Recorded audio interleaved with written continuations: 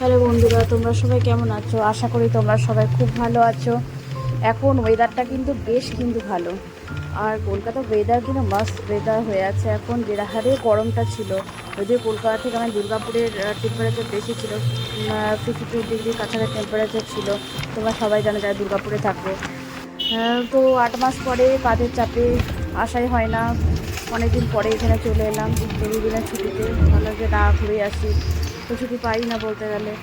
তো এই জন্য চলে এলাম।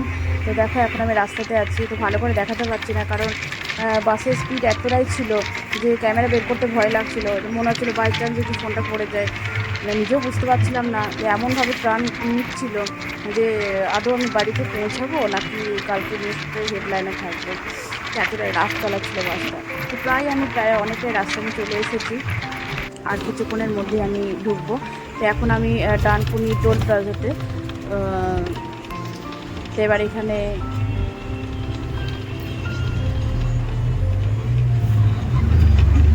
বাসটা একটুখানি স্লো করলো, যার জন্য ভালো করে আমি ক্যামেরাটা দিয়ে আমি শ্যুট করতে পারছি।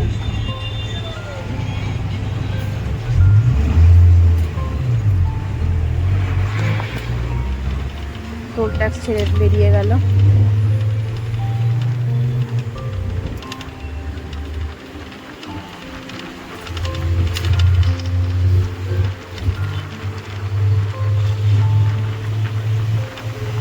তো কেউ জানে না যে আমি যাচ্ছি, ভেবেছি যে সবাইকে সারপ্রাইজ দেবো।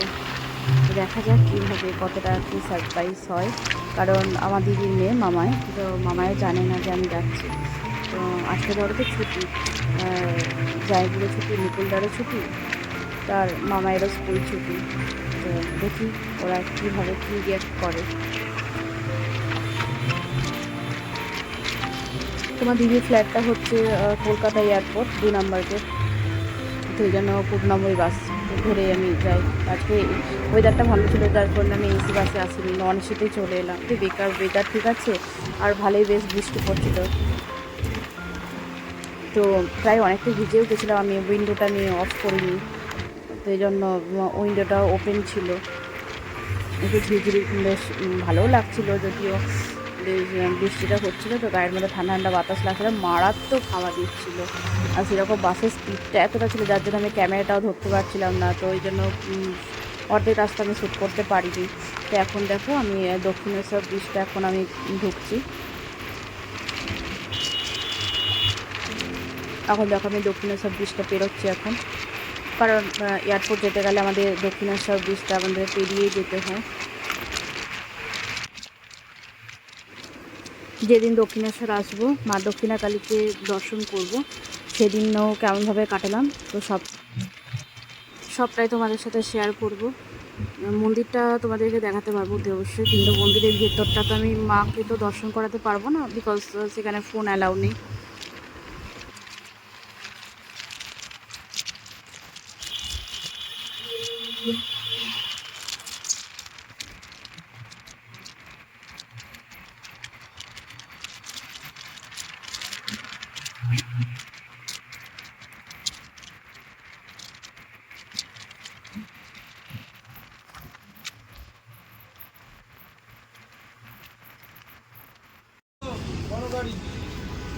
তো বন্ধুরা, এই যে আমি 2.5 নম্বরে নেমে গেছি। তো এবার হাঁটতে হাঁটতে সিগনালে 2 নম্বর অবধি যাব।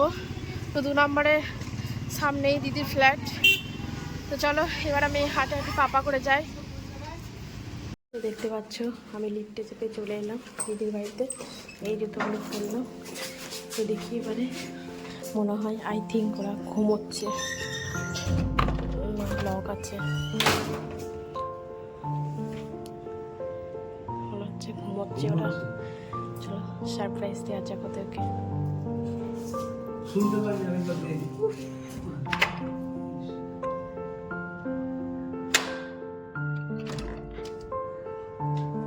এই যে দিদি উঠে এসেছে।